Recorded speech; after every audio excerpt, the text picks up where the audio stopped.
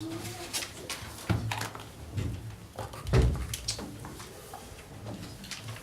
good evening, ladies and gentlemen. If I could welcome you to the meeting of the Cabinet.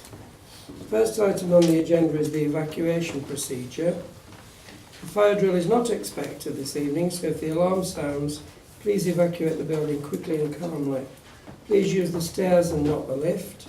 Once outside of the building, please gather outside the Yorkshire Bank on the opposite side of the road. Exit by the door by which you entered the room, where the fire exit is clearly indicated. If you need any assistance in evacuating the building, please make yourself known to a member of staff. Please make sure all mobile phones are turned off or set to silent. And I would advise you that the meeting, all of the meeting will be recorded for future broadcasts on the internet. Second item, apologies. I hope the Cabinet is all here, so there are no apologies. Chair, Councillor Jill Shepherd, Chair of Health OSP, is not able to attend for her item on 12A. Right. However, Shirley Round is here for any questions. Okay, thank you very much. Thank you. Declarations of interest. Is there any other declaration of interest to be noted apart from those that are listed? No, thank you. Item 4 is confirmation of the minutes Cabinet held on the 1st of November. Is it agreed I sign these as a true and correct record? Agreed, Chair.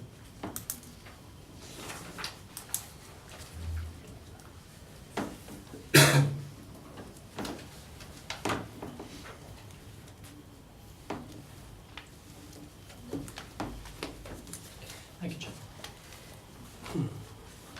Item 5, the public consultation. I have a list of people who wish to speak on various items. On item 6, we have Mr Bannister, Councillor Kondaka, Mrs Kondaka, Councillor Copland and Councillor Wilson. On item 7, we have Councillor Kondaka and Councillor Wilson. On item 8, we have Councillor Kondaka and Mrs Kondaka. On item 9, we have Councillor Kondaka and Councillor Wilson. And on item 11, we have Councillor Kondaka and Councillor Wilson. So I'll move first then on to item 6, General Fund and HR Draft Budgets for 2018-19. So I'll just, for those people who are not familiar with the system, we introduce the report first, and then we ask the speakers to speak for up to 3 minutes. And then the Cabinet can ask any questions arising from that to the speaker, and then we continue to deal with the item. So item 6, Draft General Fund and HRA Budgets 2018-19. This report updates Cabinet on the financial position of the Council for both this financial year and next, and also proposes a number of savings for the General Fund for 2018-19 to help ensure a balanced budget is achieved. Section 3 sets out the forecast outturn for both General Fund and HRA for 2017-18, as well as an updated capital programme for the year. The General Fund is forecasting an adverse variance of 194,000, largely due to reductions in commercial property income. The HRA is forecasting a favourable variance of 852,000 as a result of reduced spend across repairs and maintenance. Further details are included at Appendices A and B, and the revised capital programme for the year is included at Appendix C. And this requires Council approval, so that would be taking place in December. Section 4 sets out the current draft budget position for the General Fund, which has been prepared based on the 4-year financial settlement and a reduction in revenue support grant of £500,000. The autumn budget has been announced today, and a verbal update will be given by the Director of Finance and Procurement, but I will leave that until after the speakers. The table at section 4.14 sets out the forecast deficit for the next financial year of 1.152 million after known changes and savings have been taken into account. Section 3.15 then proposes further savings for approval, some of which do have employee implications. These savings reduce the deficit to 443,000, which will have to be dealt with by the end of this financial year. Section 6 outlines the further tasks and uncertainties relating to the budget for 2018-19, and Cabinet will be kept up to date on these as further information becomes available. An update on the budget setting process for the housing revenue account for 2018-19 is given at section 7. Whilst the government had provided some clarity over rent policy in the medium term, there is still some uncertainty around the proposed high-value voids policy. A full review of the HRA business plan will be brought back to Cabinet in February, and the recommendations are shown at section 2 of the report. Actually, I think it might be better for if there is a budget update from today's government budget, perhaps for the Finance Director to tell us now. Mr. Chair. So the Chancellor did announce the autumn budget today. As usual, it was very high level. That's what we normally expect, and then further detail will come in the draft final settlement, which is normally just before Christmas. But just a few key points that will impact on this potentially. There was an announcement around business rates, and that future increases in business rates will be linked to CPI rather than RPI, and that is a lower figure. That will obviously reduce the amount of business rates income that we collect and therefore keep. But the budget papers did confirm that the local government will be compensated for that loss of income, so it shouldn't affect our financial position for next year. There was reference made to the 100% business rates pilots, which is also on this agenda. The Chancellor confirmed that the London pilot will go ahead, but they're still assessing other applications, and that we will not know any more on that until, again, the provisional settlement in December. There was an announcement related to empty homes premium for council tax. We can currently charge 150% for long-term empty properties, and that is going up to 200% if we choose to adopt that policy. There is a potential lifting of the HRA borrowing cap as well for councils in high affordability pressure. Don't yet know what that means. We're expecting some more detail on that. And authorities will be able to bid for that money from 2019-20. There were a number of measures announced to support the universal credit rollout, reducing the current waiting period for the first universal credit payment, and also extending the time that we pay housing benefit for those claimants that are moving on to universal credit. We're not sure whether that comes into effect immediately or whether that's for April. We need to see some more details on that. There was nothing specific about the public sector pay cap being removed. There was some sort of general references to it, but nothing specific. There were some details announced on the devolution too for the West Midlands Combined Authority, as well as some of the Combined Authority deals, and we're awaiting some further details on that. And then finally, there were a number of proposals relating to planning regulations and the community infrastructure levy. Quite a lot of proposals that we need to go through in detail, and I guess management team will need to think about those next week. And then, kind of from a national perspective, there was an extra $3 billion announced for Brexit as well, for the government to progress negotiations on Brexit. But they're the key messages. As more detail comes through, obviously we'll keep you up to date. But for us, the critical announcement will be the local government finance settlement, or provisional settlement, which is normally just before Christmas. Hopefully we'll know a bit more about the business rates pilot at that point, and also new homes bonus, which is currently out for consultation. Okay, thank you very much. Right, go on then to the speakers on this item. The first one is Mr Bannister of Warwickshire Employment Rights Service.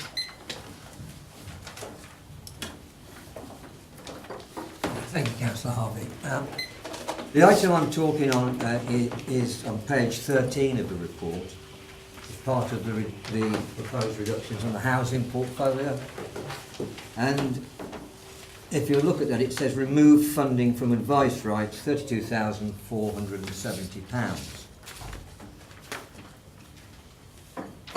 come along today to say that the first we heard of this proposal was Monday of this week, and someone alerted us to the Cabinet papers for tonight's meeting. We knew absolutely nothing of any proposal. We've had absolutely no consultation.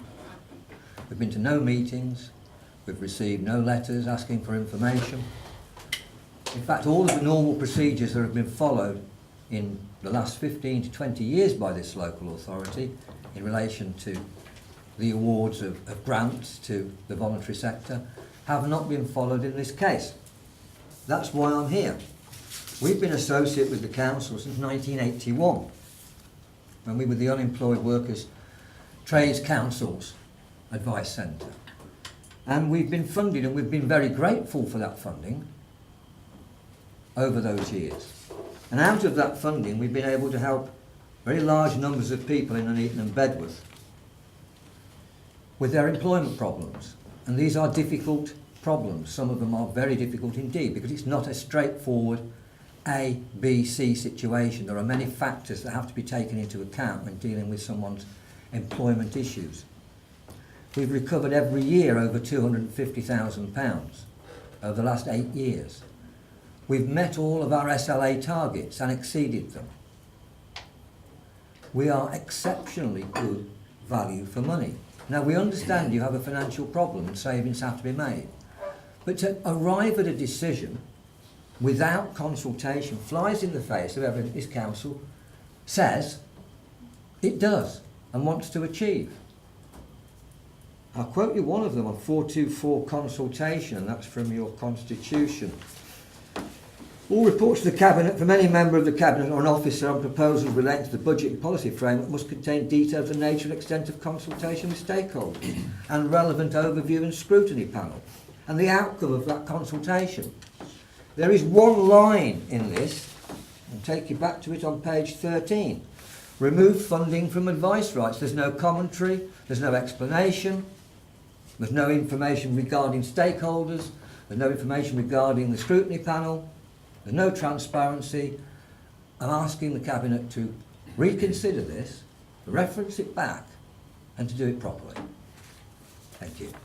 Thank you. Can you just hold on a minute, because the Cabinet may have some questions. Is there any member of the Cabinet who wants to ask a question? Could I ask you then, you're down here on the speakers list as Warwickshire Employment Rights Service. Could I ask you whether Warwickshire fund you? Yes. Through a joint share contract which is administered by BRANCAB. BRANCAB hold the contract for advice through Warwickshire County Council. We are a partner with BRANCAB along with other organisations in Warwickshire, and we derive an income from that. That is correct. Okay, thank you. Any other questions? No. Thank you very much. You just had one thing, Chair. Sorry, you can't. Sorry. Sorry, Mr. Bannister. That's you okay. can't. No problem. Thanks. Councillor Kondarka.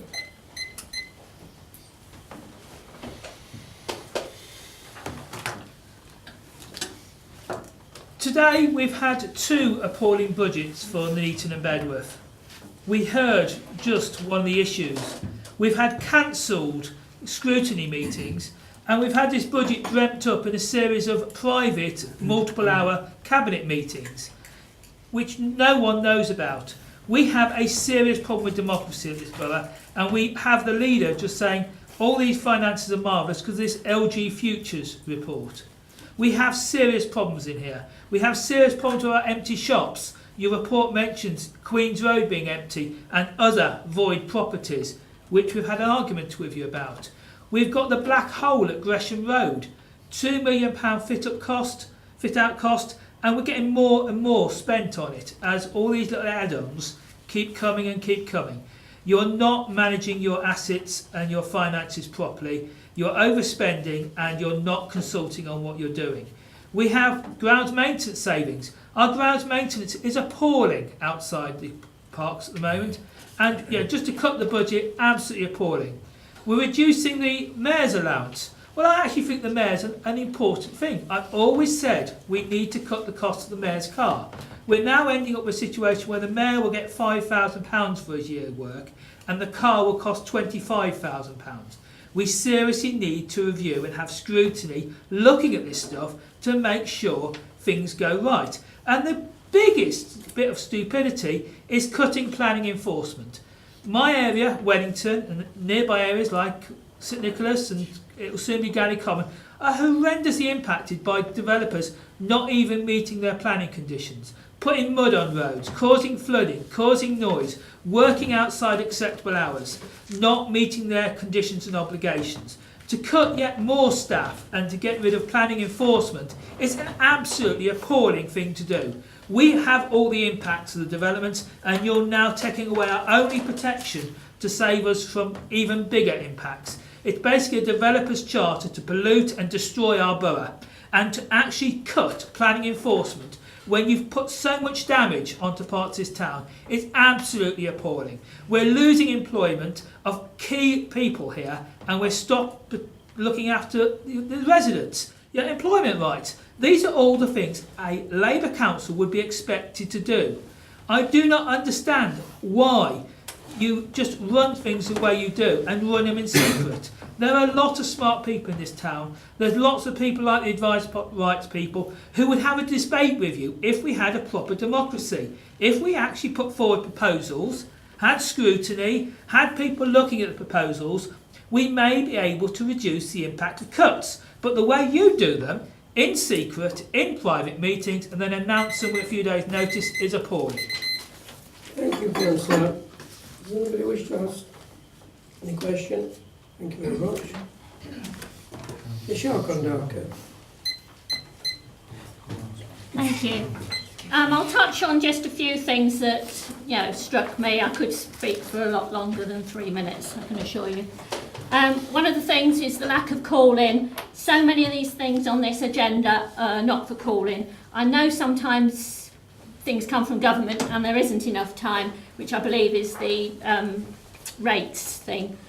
But this really needs to be able to be called in and to be discussed at scrutiny meetings and with the public. People have lots of ideas as to how things could be saved.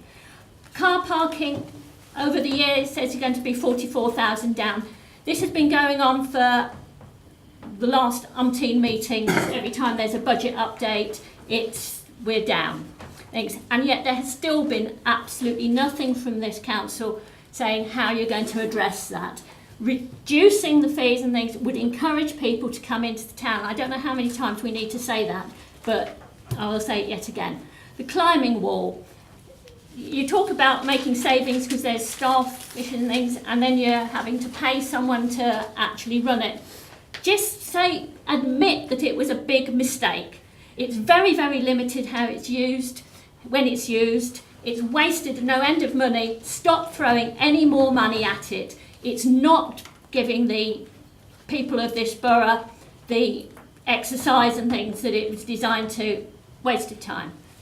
Civic Hall could save a lot more probably on the running costs and things. But the bistro, why has that not been put out to tender and get someone who's actually in the catering trade to run it? The thing at the museum, the cafe at the museum, works like that, works fine. If you get more people into the bistro, you get more people knowing about the shows, you get more income, things. Ground maintenance, Keith's already touched on, it's pretty abysmal and that's one of the biggest complaints we get because I often take phone calls when Keith is not at home. And planning enforcement, this comes under the Director of Public Protection and you're just throwing away any protection we've had. I cycle a lot and things. It's been appalling around us on the roads and what have you. I've had to keep reporting issues and things.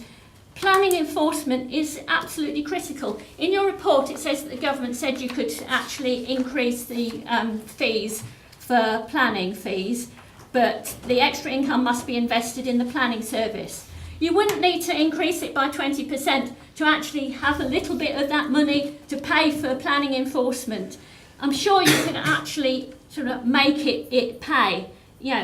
Other things, Gresham Road, say, Was there no business plan? Council leasing properties to NABCEL sounds like a recipe for disaster to me. Thank you. Any questions to Mrs. Conacher? No, thank you very much.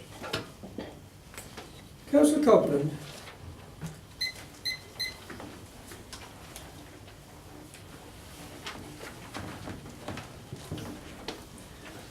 Thank you, Chair. As has been stated, we're actually today looking at two budgets because we've had the national one and of course we're looking at our budget. And it's quite interesting that while over the years we've had a 60% loss in our government funding, today an extra 650 million for Northern Ireland. Interesting. Keep the Tories in power, of course. Housing as well. Yeah, there's things in there about housing. Tory priority. Well, it's certainly a Labour priority. Tory priority. Be interesting to see how our opposition then deal with that in, locally. Things in the national budget. Growth forecast down. Productivity down. Business investment down. Other things down. Employment, this is the one thing I'll say, yeah, we keep getting told employment's up and we should say thank you for that.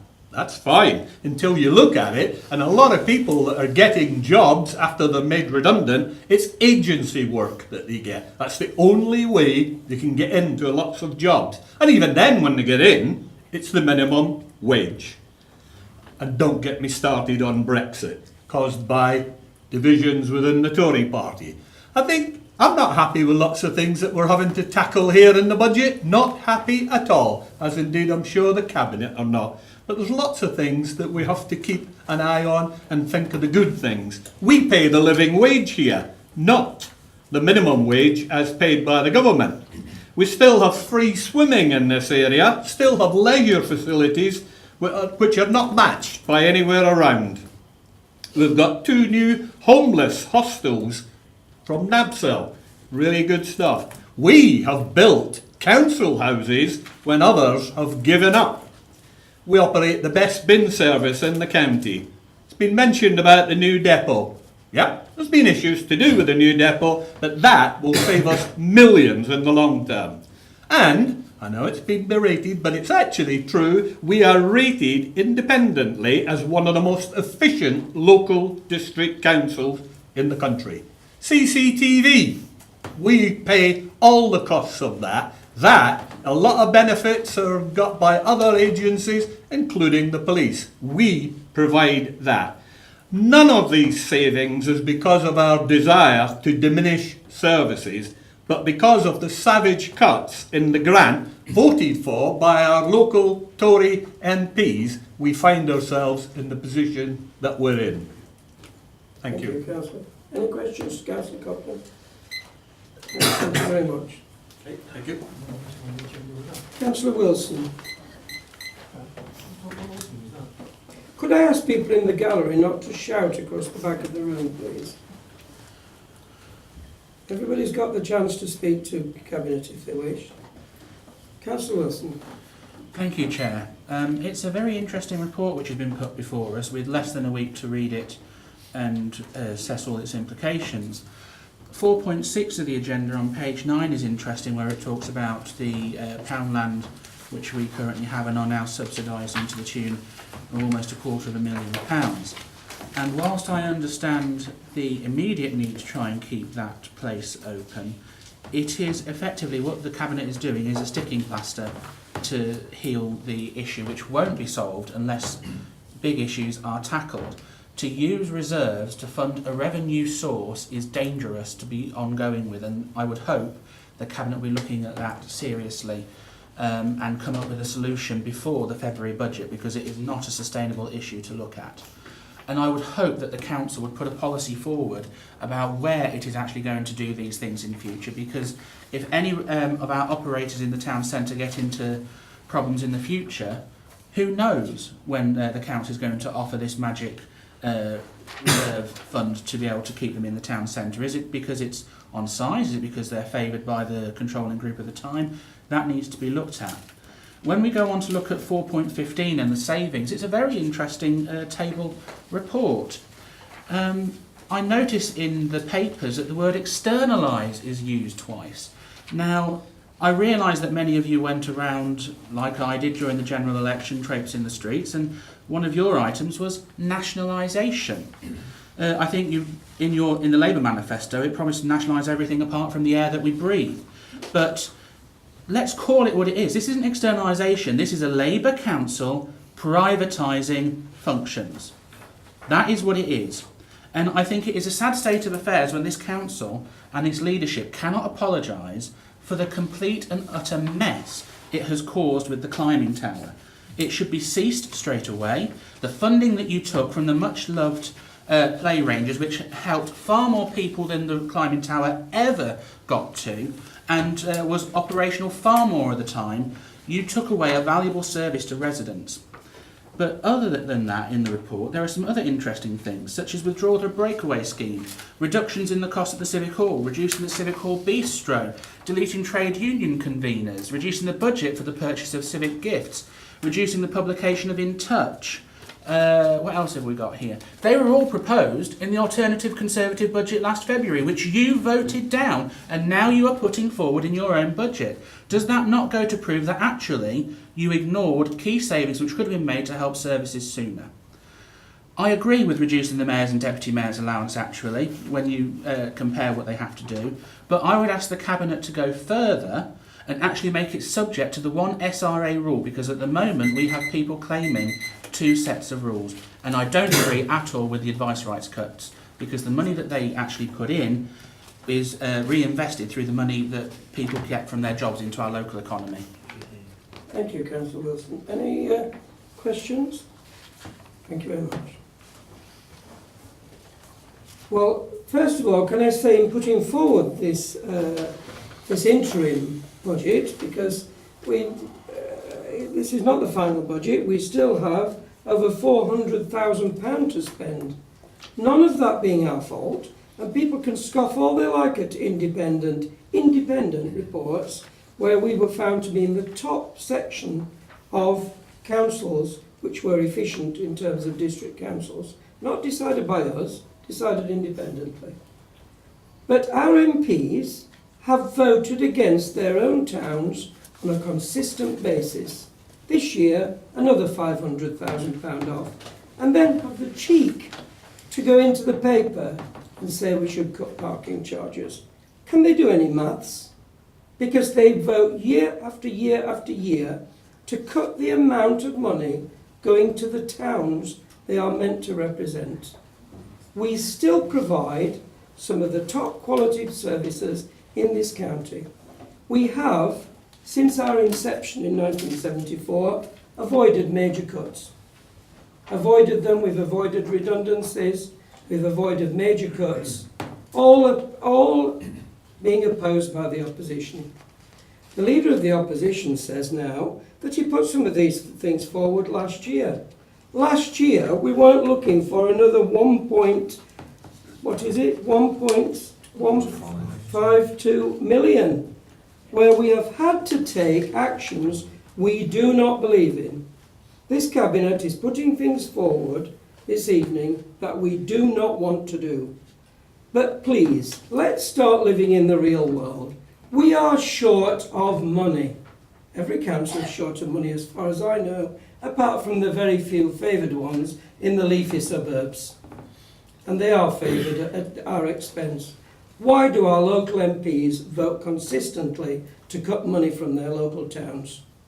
Consistently. We have not decided to do this. We are being forced into this situation, and we have looked, on advice from the opposition, as early as possible at ideas, but we still have, even with these ideas, some 400,000. I'm not going to apologise for Poundland. The rubbish I have read about Poundland is amazing. People who want the town centre full complain to us that we keep a business there, paying business rates, who are on a very short notice. If we find another tenant, they're out.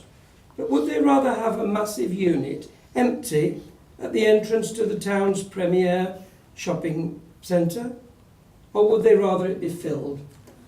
and I'm sure I know what the answer is. They'd rather it be filled. But they'll be out as soon as we get another tenant.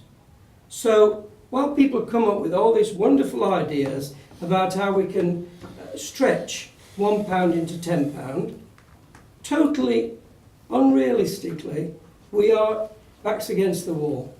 And we are in a situation, I think it's the first time we've looked at cuts in 40 odd years.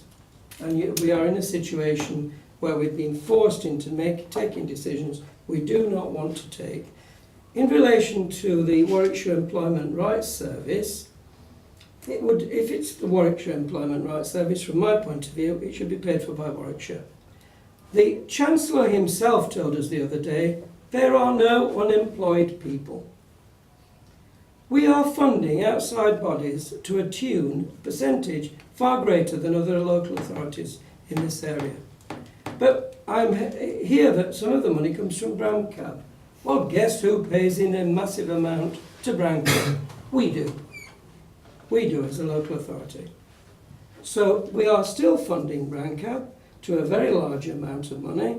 We are looking to maintain the vast majority of our services, and we're saying to people, where we think it's a little fairer that you pay a little bit of extra money, like if you've got a second green bin, and I've got a second one, I think it's fair. If you have an extra service, you pay a little bit extra. Some people have got 6 or 7. Well, surely it's fair that they pay for the other extra ones, because we are not proposing, unlike the Tory authorities around us, to charge everybody for a green bin. We think this is a basic right to have the 3-bin service free of charge, and that's what we're continuing to do.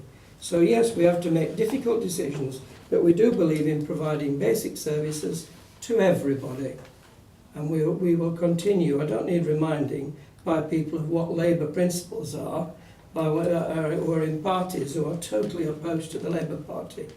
We know perfectly well what Labour principles are, and as far as we're concerned, these budget savings are sticking as closely as we can to what we believe in. Any other member?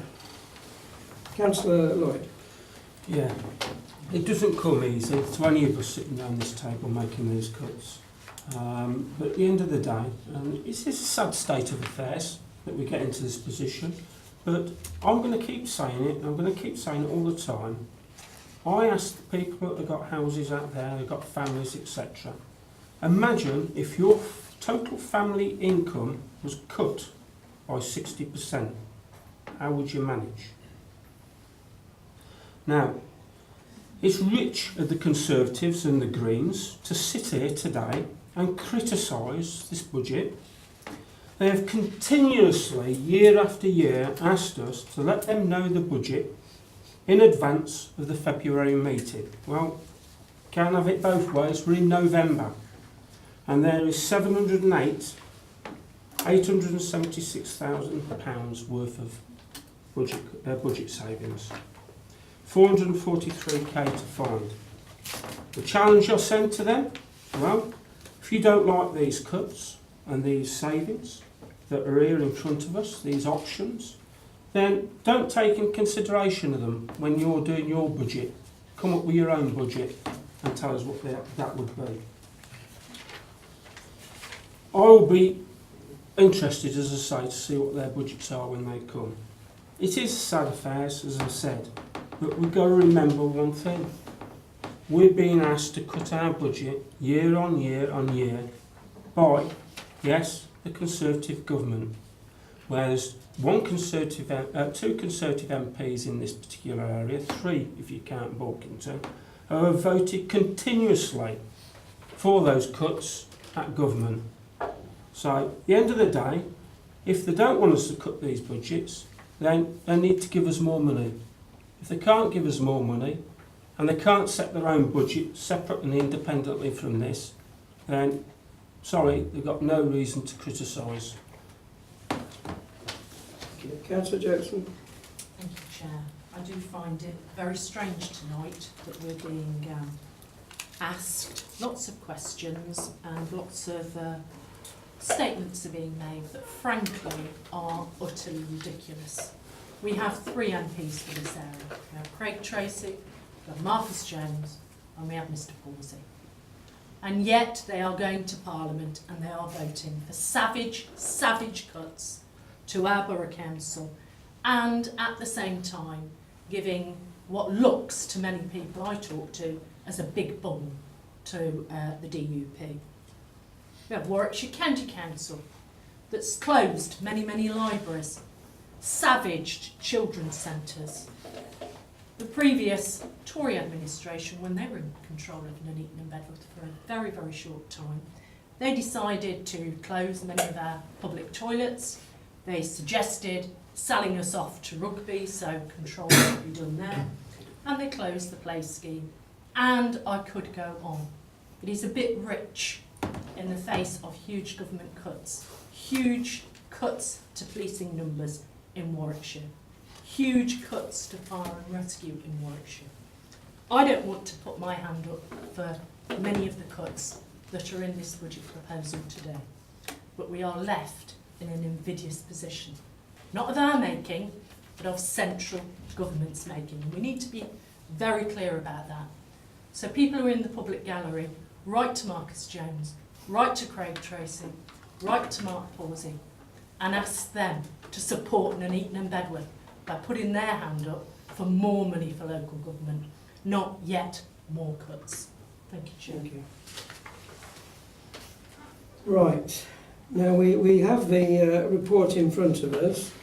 This isn't a final report. We still need to find over 400,000. I would remind people that we've taken over functions in recent years that were not ours. We've taken over functions from the police, who have refused to carry out things to do with highway closures and so on, where we now spend higher money. So it's the Borough Council that has kept the carnival going. It's the Borough Council that's kept the remembrance services and the armistice service going. There's nobody else contributing to things such as the armistice service. So for those who came along, and not everybody did, but for those people who came along, they will have seen that due to security reasons, we have a much bigger outlay now in doing any sort of public event, such as Remembrance Day, and there's weigh very heavily on our budget in terms of what has been passed to us from other organisations. We again, the CCTV, which has already been mentioned, this really should be a police function, yet the Borough Council pays for all of it. So in the local area, the Borough Council is paying for things, A, we didn't used to pay for, and B, where the costs are increasing dramatically and often should be done by somebody else. So let's just think, next time people are at the carnival, remember who has managed to get that carnival underway. You don't have to ask me, ask the carnival organisers. Who ask about the Remembrance Day, ask about Armistice, ask about the bonfires. It's only with the financial support from the Borough Council that these events continue.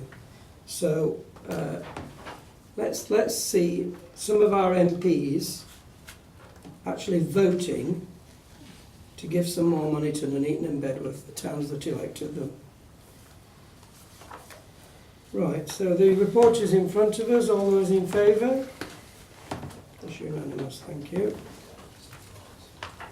Item 7 is Treasury Management, 2017-18 mid-year review. The report details the Treasury activity of the Council during the first 6 months of 17-18 and includes the prudential indicators as at the 30th of September. Section 4 gives an update on the economic position, which includes the latest interest rates following the recent increase in the bank rate to 0.5% earlier this month. The Treasury and prudential indicators for the current year are detailed throughout Section 6, and a summary of those requiring amendment is shown at Appendix A. Section 7 details our investment portfolio and performance for the first 6 months. Investment performance is ahead of the benchmark, and forecast investment income for the year is currently in line with budget.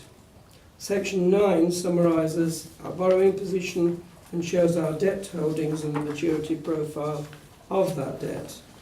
And the Cabinet are now asked to recommend that the report, including the updated Treasury and Prudential indicators, be endorsed for submitting to full Council in December, where it legally has to go to full Council again. So the first speaker is Councillor Kondaka.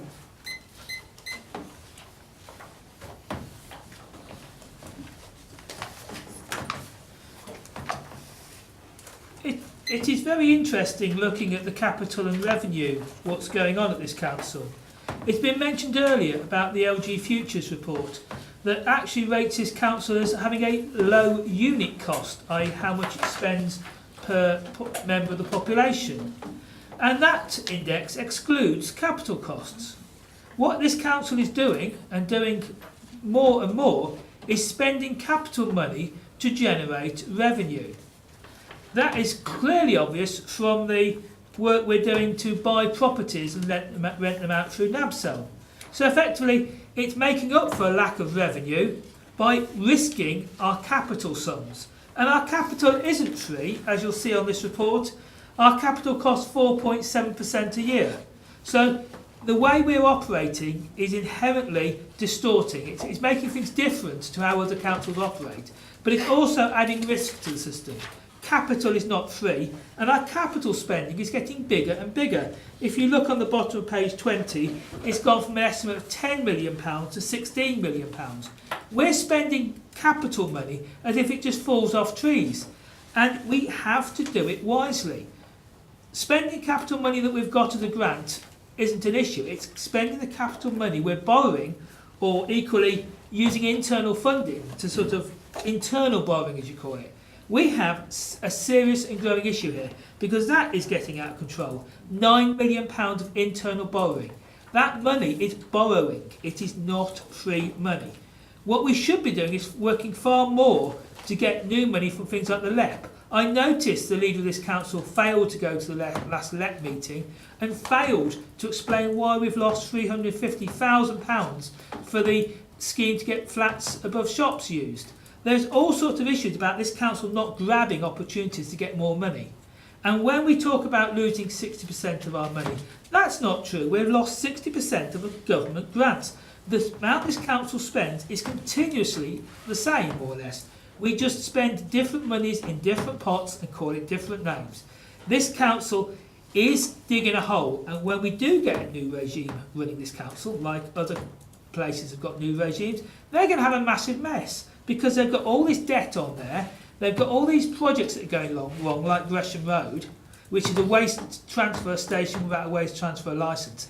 And you're just making a bigger and bigger mess. It's time to have a new leadership here who understands about capital and business and actually get more money into this council so we can actually, like other councils, spend real money rather than borrowed money. Thank you. Thank you, Councillor Kondaka. Any questions? I will respond to the insults. Councillor Wilson.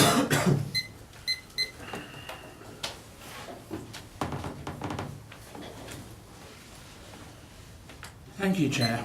Unlike some councillors on this authority, I don't happen to believe that just because I don't sit on a body or a committee, everything it does is inherently wrong. And I think some councillors need some basic economic lessons. This report is basically about how we spend the money and making sure it's spent correctly. I don't have an issue with that, and actually I believe the officers do a fairly good job of that. I may disagree vehemently over the political aspects about where we spend the money, but about how we spend the money, generally I think there is a degree of agreement across the chamber.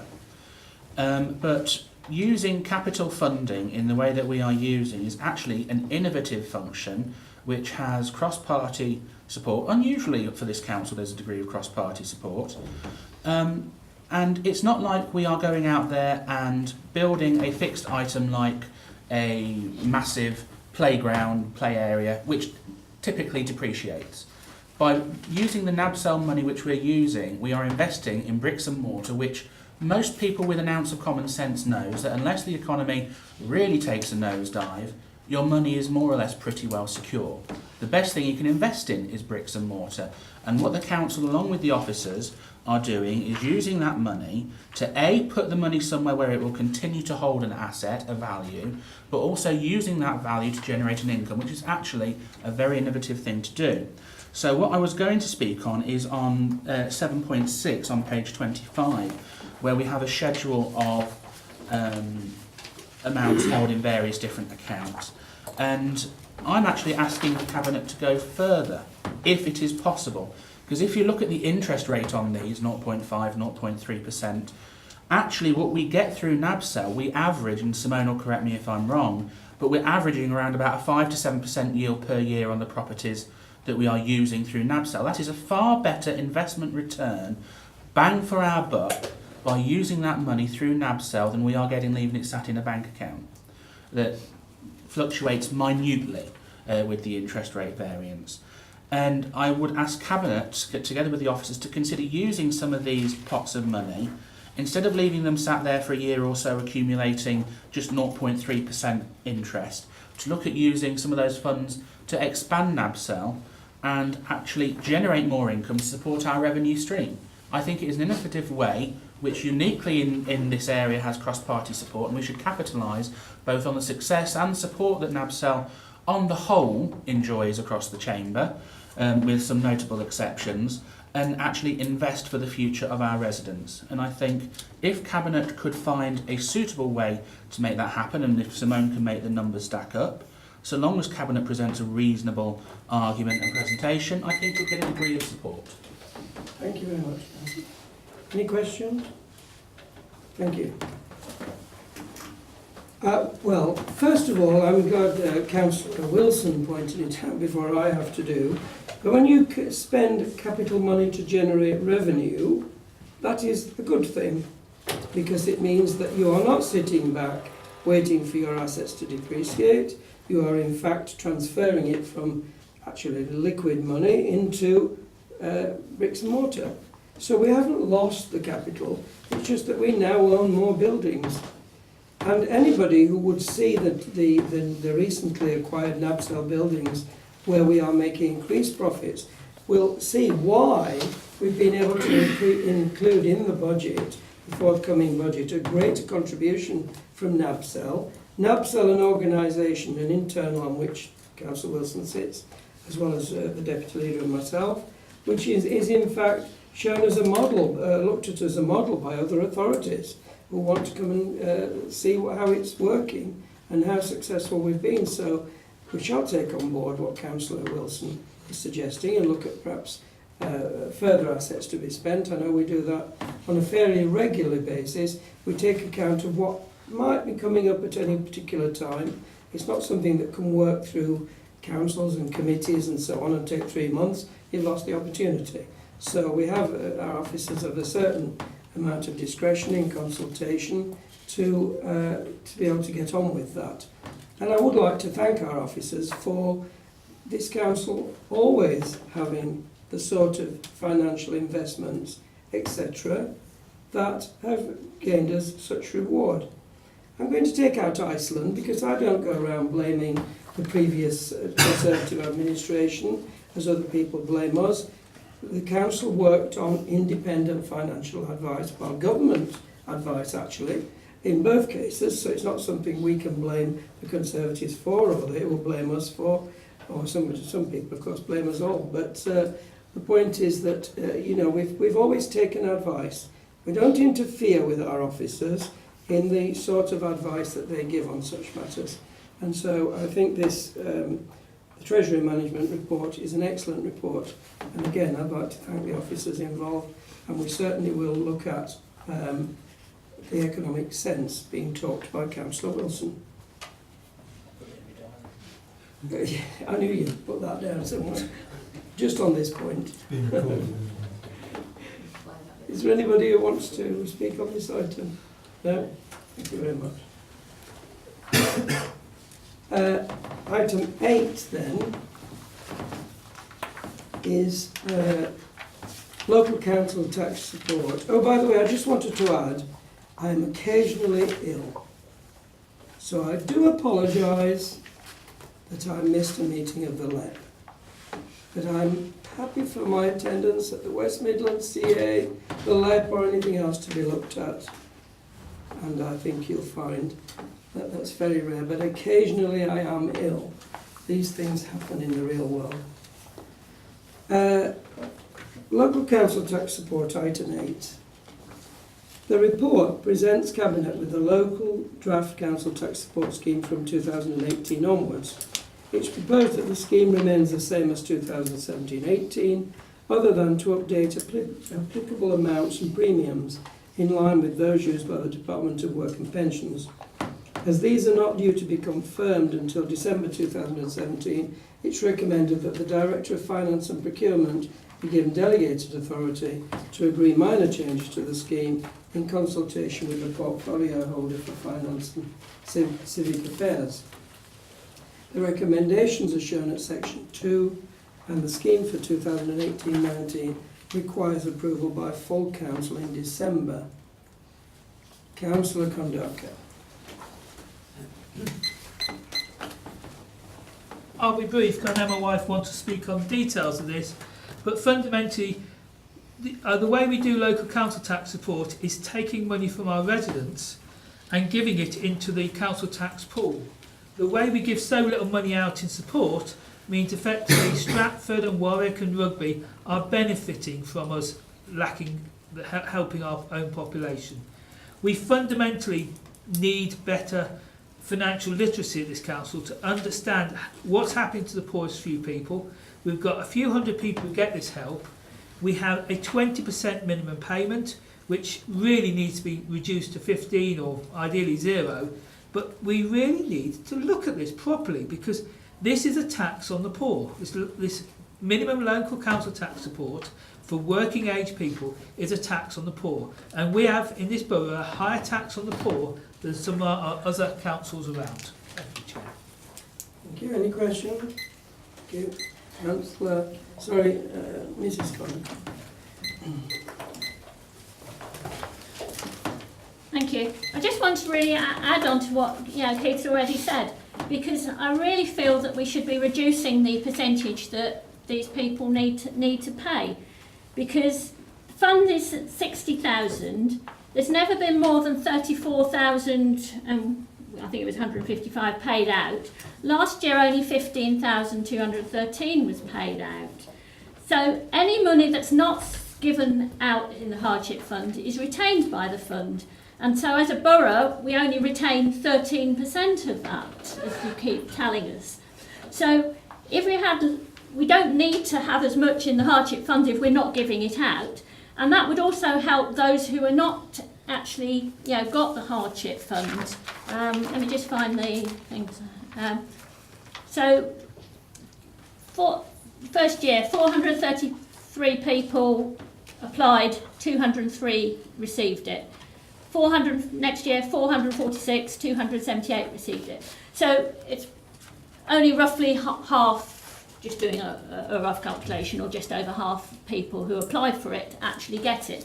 So if they actually only had to pay 15% rather than 20%, then more people would actually gain, because it would also help those who who apply and feel that they are in hardship but don't get it. So I just don't see why we're keeping, if we've got a 60,000 fund, then give it out so that these people can get it, or charge them less, charge them 15% or rather than 20%.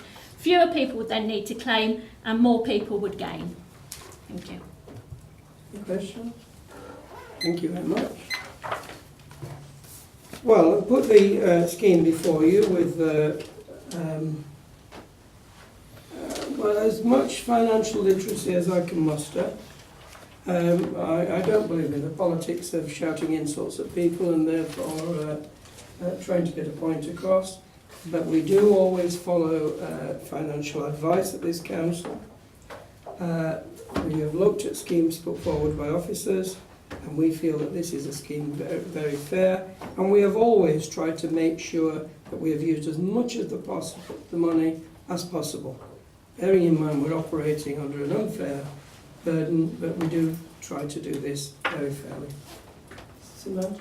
Just one quick point, if I may, Chair. Section 4.4 of the report is referred to the hardship fund, and I'd just like to highlight where it says at 4.4 around universal credit full service. We did go live with full service a couple of weeks ago, and we are expecting the impact of that to need to be increased in applications for the hardship fund. So in terms of the scheme for next year, we are proposing to keep it at that level because we are expecting an increase in applications for that, so that is the impact of universal credit on the cost of our customers. Okay, thank you very much. Are we all, Councillor Aldington? Thanks, Chair. Just on that point, 4.3 and 4.4. 4.3, if we look at the last year, this year to 17-18, doing a rough guess, I didn't get my calculator out, but it's about 75% of those that have applied have already been awarded. Some may say that that's a good thing. Personally, I think it's completely abhorrent, because what it does mean is that those most vulnerable in our society, including working people as well, not just those that are out of work, let's not forget that, because it isn't just people that are out of work that claim benefits and that have financial hardship, have to apply for this. So I think that's a terrible indictment in 2017 Britain. And 4.4 as well, as Simone's already pointed out, again, a shambolic policy that's been implemented by this government basically means that far more people will be in financial hardship. And yet again, what this government is doing is passing that burden, if burden is the correct word, onto local government to mop up. So yet again, it's more time of our staff that have to, more effort that we have to put in, more money that we have to put in. So we can see that what the game is cut, oh, and now it's your problem. So, 4.3 and 4.4 sum this up for me completely, Chair. Thank you. Anyone else? Taking into account as well what Simone said, are we all happy with this report? I'm not happy with the reasons for it, but happy with what the suggestions are. Thank you very much. Item 9 is business rates retention pilots. The report presents Cabinet with the final submission from Warwickshire authorities working together to be a pilot for 100% business rates retention for the next financial year. The report is for noting only, as due to the timescales set by the Department of Communities and Local Government, the decision was taken using the Managing Director's emergency powers. Section 3 sets out the background to 100% business rates retention and the criteria that had to be met by those applying to be a pool pilot. The government wishes to pilot further pools with 100% business rates retention alongside existing pools which are based on retaining 50% of business rates. Section 4 outlines the content of the Warwickshire application, and the actual application and appendices are included in Appendix A, and this was submitted to DCLG by the 27th of October deadline. If Warwickshire is accepted as a pilot, there are likely to be significant financial benefits for the area as a whole, and this council, and the financial implications are summarised in Section 5. The benefit would only be for 2018-19. The recommendations are shown at Section 2. As the decision has already been made, the report is for noting and not for calling. And I think, as Simone has added in terms of the budget today, we are awaiting further detail about that. Councillor Kondaka.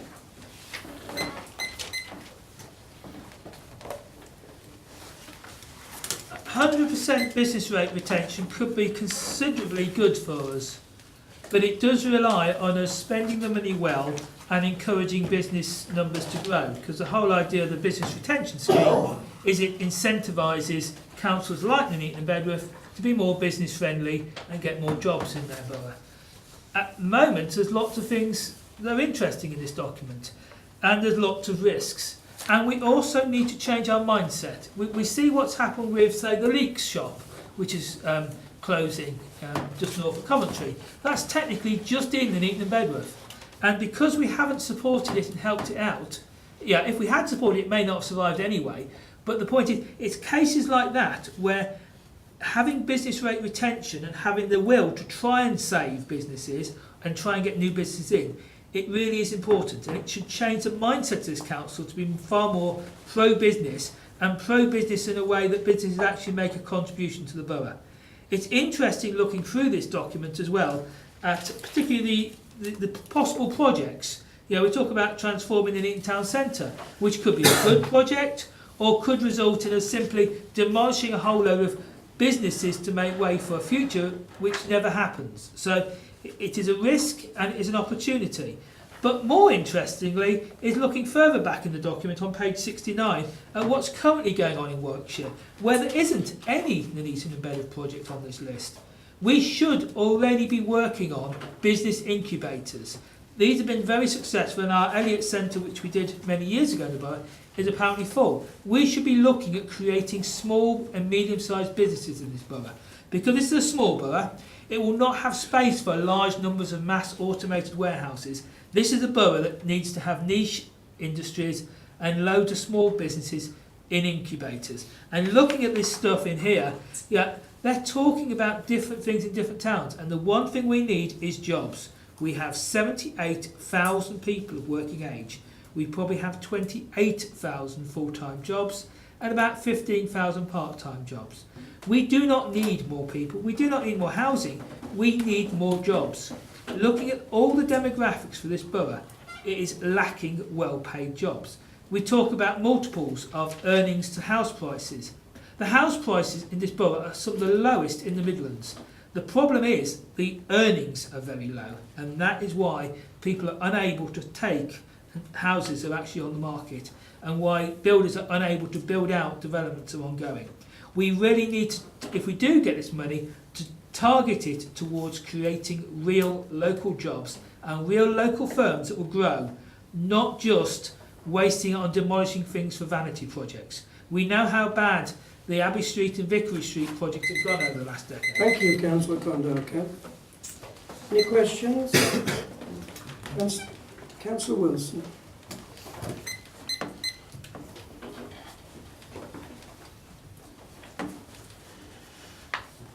Thank you, Chair. I'm not normally a fan of the director using emergency powers, because the last time, especially it was used, we ended up with Gresham Road.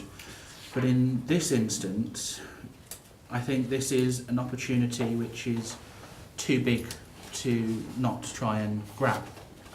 Now, I wish the council well, and all our partners well in this endeavour, because the potential that is there is great and significant for this borough.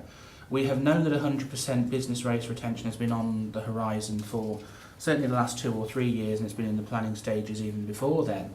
And we have seen, and it's in the papers that we've seen before, that the business rates retention we are getting has been increasing year on year to assist. So that the theory is that whilst the government does reduce the revenue support grant, if you increase your business base, then you eventually begin to stand on your own 2 feet by retaining your business rate retention.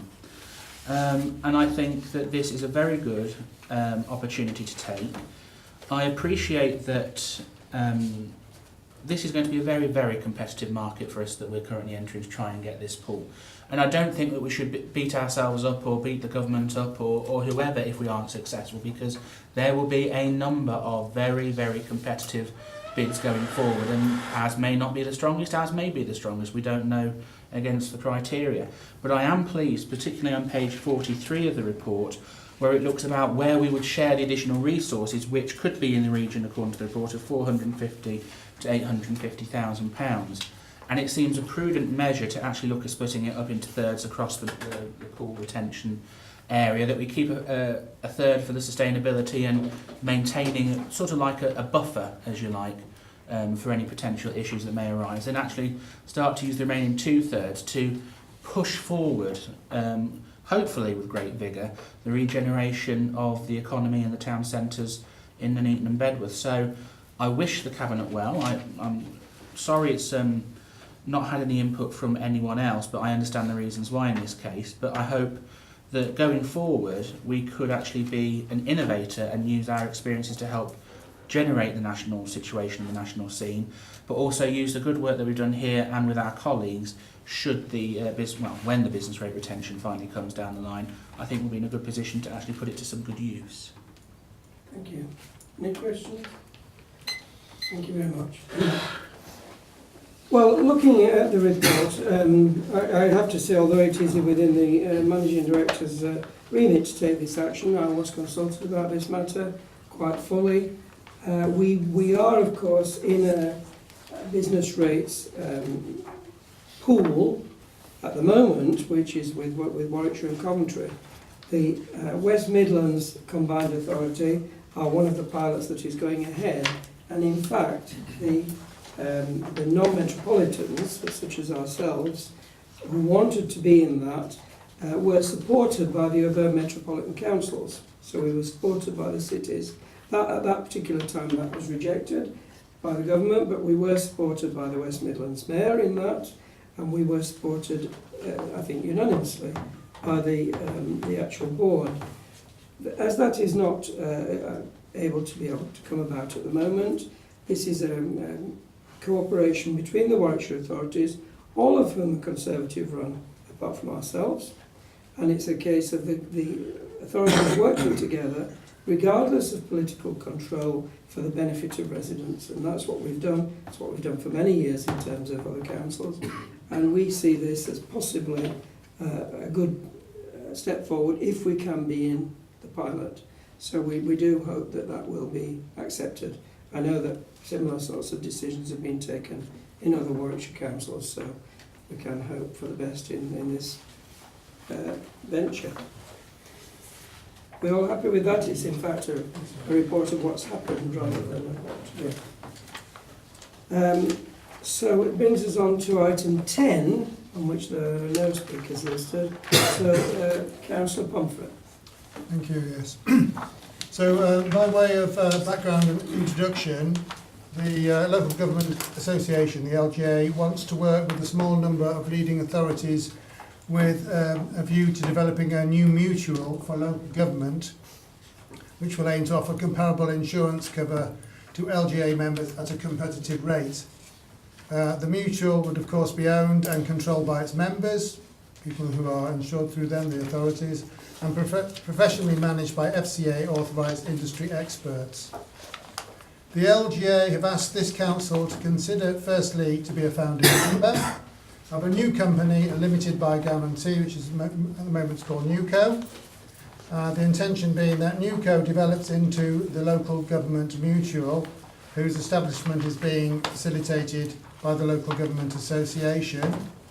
And secondly, that I, as the portfolio holder for central services, be appointed a director of NewCo to oversee and make strategic and operational decisions in respect of its bill phase activity, pending trading as a mutual, when that directorship, the interim directorship, will cease.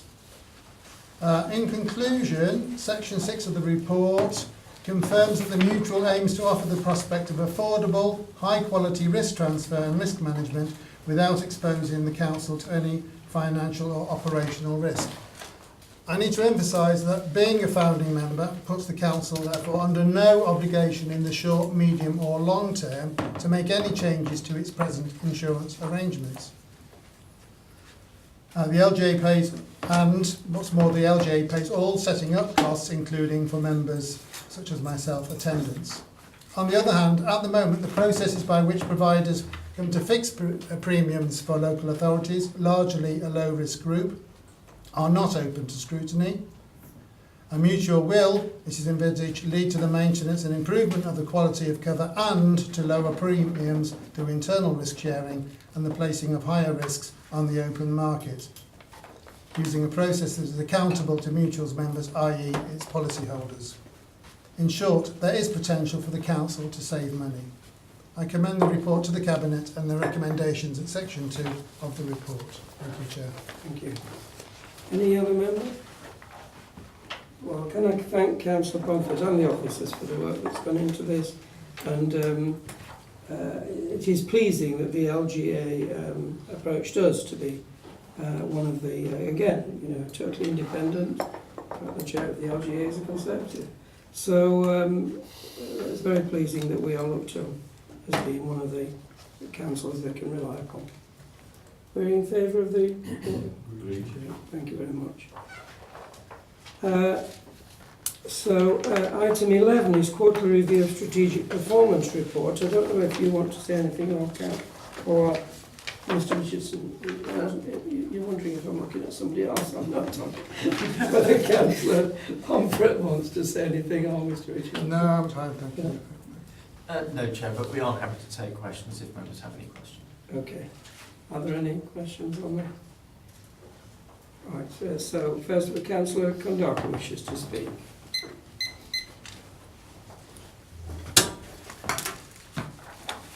Thank you, Chair. It's a great pity we didn't have a scrutiny meeting about the Environment and Economic Corporate due to so-called lack of business, because some of these questions I have been brought up at that stage. Looking at page 103, it lists some of the things that are down as amber in your reckoning, including the relocation of the depot. I understand a waste permit application has just been made, and this expected at the end of September for a waste permit is incredibly optimistic, considering we probably didn't even put it in September, and these things can take 3 months. There also seems to be no certainty that we will get a waste permit for our new depot. It seems to be grossly optimistic with the council not putting in an application till May, and there's a whole load of issues about a waste transfer station right next to a water course, Bookers. Yeah, there's all sorts of issues that needed to be sorted. Also, we got disposal of Council House, disposal of St Mary's Road, and all this money going into the Bedworth Cricket Club and the Johnson Pavilion. I would love money to go into the pavilions in Wellington, but we seem to have these projects shoving money into certain areas without much scrutiny. We also have, on the performance report, the grounds maintenance. 56% satisfaction with the non-formal areas. I can agree with that. It's absolutely appalling. If it was strictly come dancing, they'd be holding up sort of 2s, 3s and 4s for our grounds maintenance. Every year, the grounds maintenance contract has excuses. It's too wet, it's too dry. This year, there's been some appalling grass cutting. Yeah, anyone would think they just had their contract renewed without any checking whatsoever and any conditions on good performance. The grounds maintenance is appalling, it's not getting better, and my residents are hassling me, and I'm sure your residents are hassling you, over the performance of grounds maintenance. So this council is not the most efficient in the country, or anywhere near, because for the money it pays, it's getting lousy service. Thank you, Chair. Thank you, Councillor Kondaka. Could I ask you a question, Councillor Kondaka? You may, of course. Could I ask you that perhaps next time you speak, you try and be less insulting to people and less insulting to the qualities and the actions of our officers? You can insult me all you like, but I think it's a bit much to insult officers and talk about them putting forward reports when they can't answer. The reports Could I ask you if you would take that on board? I believe I've got to the point where I'm not allowed to talk to officers under the new Labour rules imposed upon me. I'm sorry. And I treat the officers with a great amount of respect. The officers produce very accurate reports, and on the accurate reports, the satisfaction of the grounds maintenance is 56%. Our Parks Department do a marvellous job. You're not given going to, I've asked you if you'd prepare to be more polite. I'm very You're polite. now talking about the Officers, grounds I'm just not polite Thank to you very people who much. don't let me speak. I would point out that you speak more than anybody else. Yeah. Exactly. Councillor Wilson. Stop him speaking.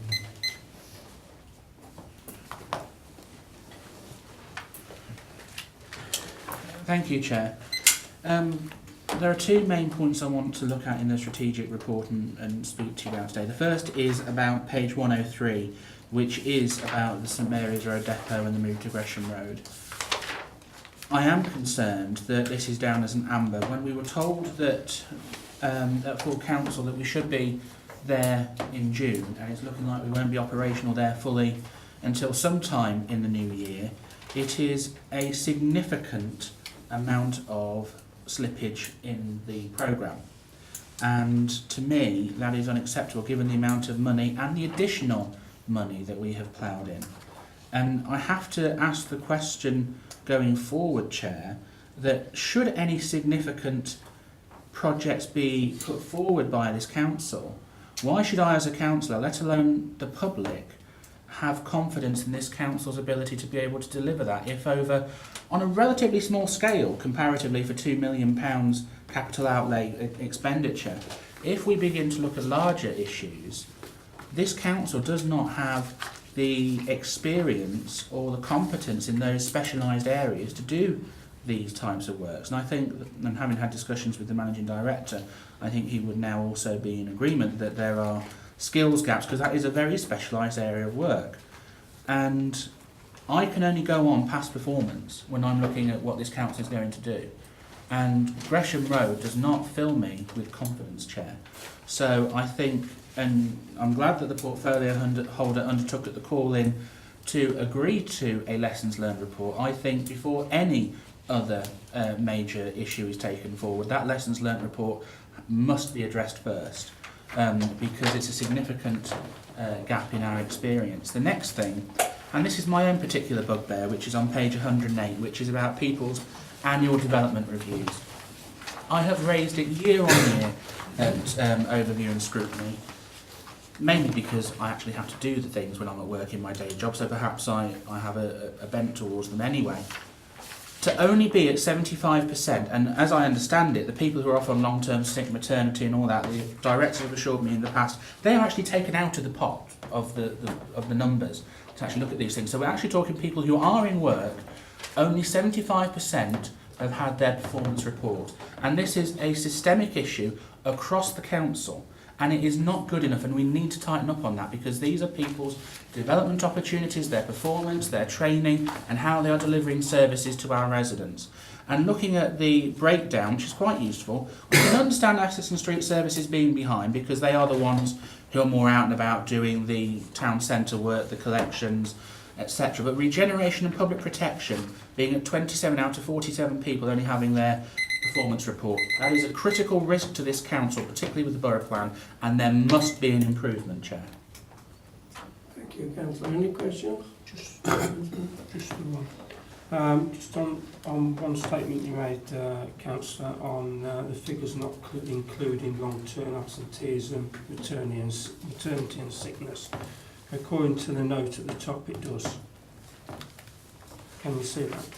I have, but the officers have actually said at overview and scrutiny that that is not the case, because I asked that question. So perhaps that is something which needs to be taken forward, Chair. Could we, could I ask the officers to clarify? We'll take that away.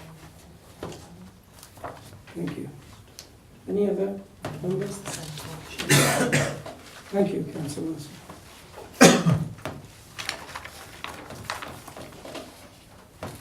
Well, we have the report before us. It's a quarterly review.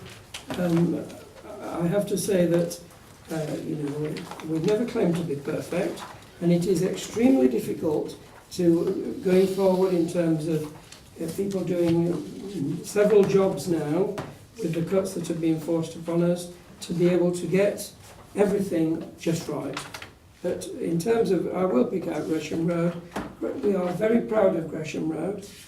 We are very proud of the situation that has occurred at Gresham Road, where we will be saving, over a period of time, millions in terms of where this depot is now located and the more modern methods used. I'm sure that all councillors will be given the opportunity to visit Gresham Road, to see what the state-of-the-art depot we now have, and one that's built for the future, and has certainly enabled people in the Abbey Green area of Nuneaton to be able to have a decent life without dustbin lorries and goodness knows what else passing their door every few minutes. It's now in an area where things don't cause a great deal of problem, because there are very few residents. One thing we do have to settle, I think, is we have to talk to the County Council about the road, because the road markings are such that that road cannot operate properly, because the county have, with good intentions, I'm sure, provided a cycle track on both sides on the main carriageway, and it is impossible for two vehicles to pass each other. That doesn't just affect us, it affects people using the railway station, it affects all the depots down there, everything down that road. The road is not fit for purpose because it just will not work. You either have to go back into the cycle lane or you have to do a very dangerous manoeuvre, and that's something that isn't connected with our depot as such. It's something that's connected with the station, with all hookers and everybody else that's down there. It's something we need to, I think, have a serious discussion with the county about. So are we happy to accept number 11 with some of the points being made about improvements we can make? Yeah. Agreed. Now, Councillor Shepherd isn't here for number 12, but Shirley is here. Come to the table, Shirley. Thank you, Chair. I appreciate that you don't have an awful lot of information on your report, because we've just included it into the agenda items. The panel received a presentation from Mike Slemensic from Warwickshire County Council with regard to feeding back to the panel on a dementia conference that was held earlier in the year. And as a result of that conference, the Nuneaton and Bedworth Dementia Action Alliance was set up, which I understand is the first one within the county.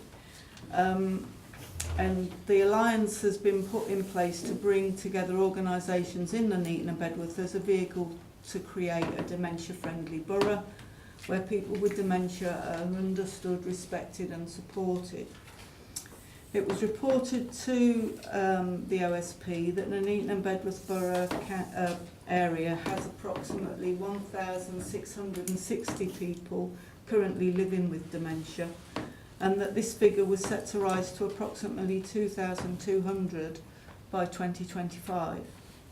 Reference was made also to the impact that has on the family and friends, and the need for us to support the carers of people with dementia also.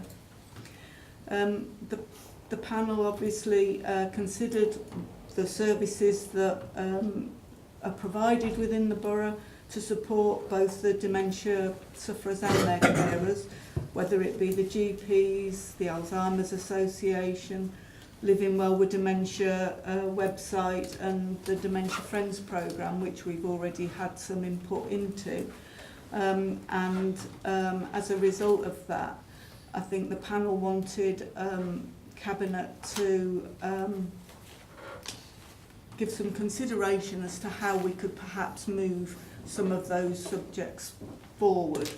And the recommendations or the suggestions that they were making are around providing further and ongoing training for both members and officers.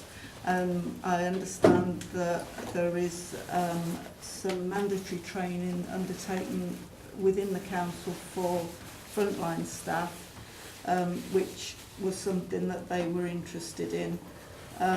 They also feel that maybe we could give more thought to dementia and the issues around dementia when we are looking at our planning applications, maybe consideration around licensing, and also try and promote it and encourage the local shops in the town centres and the bus station and so on to have some consideration to dementia and to improving their facilities in that respect.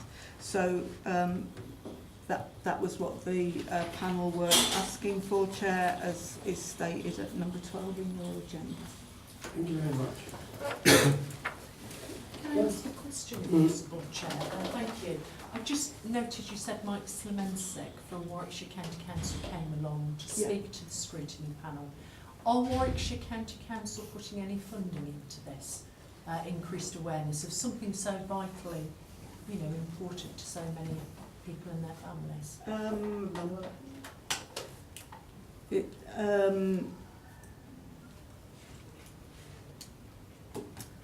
I don't know, Chair. I will find out. That's absolutely fine, and they are the public health authority, that's why I said that. Yes. Don't worry, you're only standing in for somebody who's perhaps ill, if she's allowed to be. I don't know if that's allowed these days. Right, Councillor Longdon. No, I was going to call you Councillor Barry. Thank you, Chair. I should point out that this authority already does and already has done quite a bit of training for staff and officers and members if they wish, and I think it's one this Friday morning, depending on how many people turn up. So we are fully aware, and we've tried wherever possible to integrate that into our frontline services. I should point out as well, we already do Armed Forces Community Government stuff. Staff have been trained on that, and we managed to get money from, as I'm sure everybody knows, from the Covenant to employ one person between ourselves and North Warwickshire to do that sort of work. So we haven't gone this far with that, but in order to clarify things, could I suggest, and I've got this written down so Kelly doesn't have to write it all out here, could I suggest that in paragraph 2 that we actually take out, contribute further and insert will support from within existing resources. That makes that clear of what we can actually do in those terms. In point dot 3, where it says providing dementia guidance to local businesses and organisations, can we add to that to say through the auspices of the DAA? They are the body. Yeah. And in the 4th dot, it's probably easier to take it all away and put in supporting the DAA in carrying out a dementia-friendly audit of public areas of the Town Hall and Bedworth area offices. And I think that that carries the spirit of it in terms of what they're trying to achieve. Thank you. Can I just say, having spoken with Brent, he has advised me that we have undertaken an audit of this building, and so they will be working through those repairs or changes as they do their cyclical repairs and repairs and maintenance. I think we're saying is supporting the DAA in that. Yeah. About that, because I have to be a bit careful about the word council premises, because if we include all the council houses and every other building, we own thousands. So we need to look at the main ones with public access. Are we agreed with those changes? Thank you, and thank you to Shirley for presenting that. I think there's no other item of any other business in. So in item 14, is someone prepared to move? Thank you very much.